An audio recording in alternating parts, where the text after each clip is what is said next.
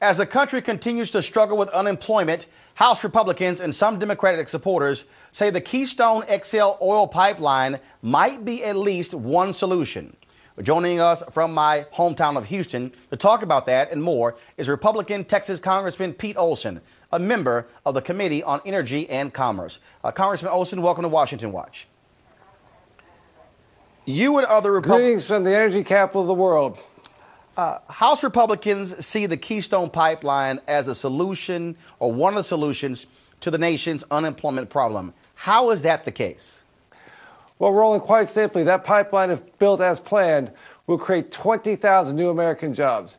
800,000 barrels of oil a day will be flowing from Canada, a trusted ally, to Southeast Texas, the Gulf ports. That's energy security, that's national security. Again, 20,000 jobs, shovel-ready jobs, once the pipeline gets approved. Now, you said shovel-ready jobs, 20,000, but those are temporary jobs that will be gone in 2 years.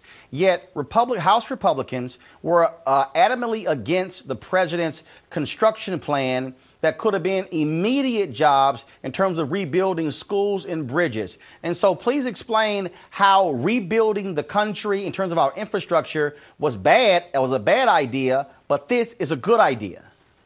We've been struggling in Washington, D.C. with the transportation bill between the Senate and the House right now, and that's how we should fund our highways.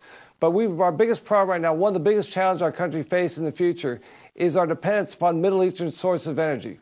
And the Keystone XL pipeline, again, with 800,000 barrels a day flowing through right here to Southeast Texas, will make a dramatic impact. We will basically lose Venezuela, Saudi Arabia out of our food chain, countries that don't necessarily like us. Again, it's important for America. Poll after poll after poll shows the American people want American energy. The Keystone XL pipeline, while it's coming from Canada, is North American energy from a trusted ally, and that's why we're pushing to get the Keystone pipeline approved as planned from Canada right here to Southeast Texas. So how are we assured, how are Americans assured that those barrels will be for Americans as opposed to being exported to other countries? Well, certainly the oil industry is a global industry right now. And that oil coming down to Southeast Texas, well, I don't know where that's going to go. But the bottom line is that's oil coming from Canada, a trusted ally, not coming from Venezuela, not coming from Saudi Arabia, the Middle East, countries that don't like us, because that'll be a sure supply of oil that won't be shut down like we've seen in the 1970s.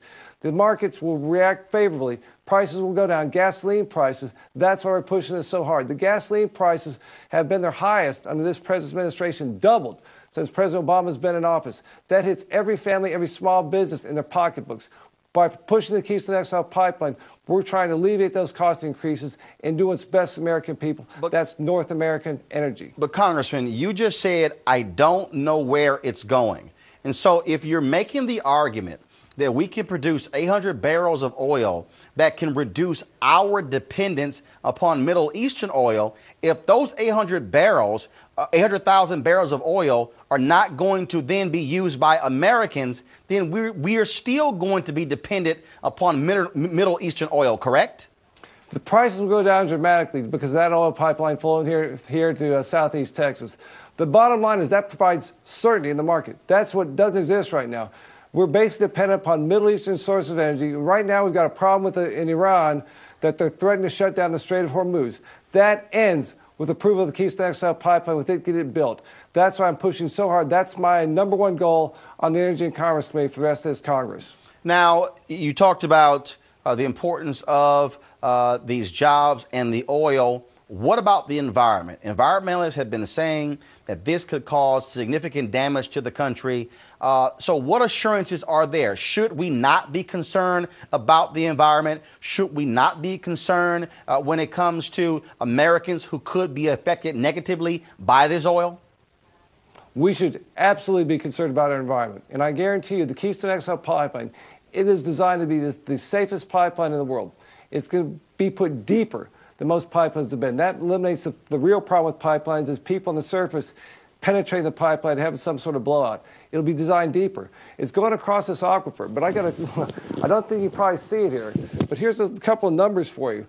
This Ogallala Aquifer, which is a big problem in Nebraska, there are already now 25,000 miles of pipeline going through that aquifer right now. 2,000 of them are in Nebraska. Again, the Keystone XL pipeline is not novel.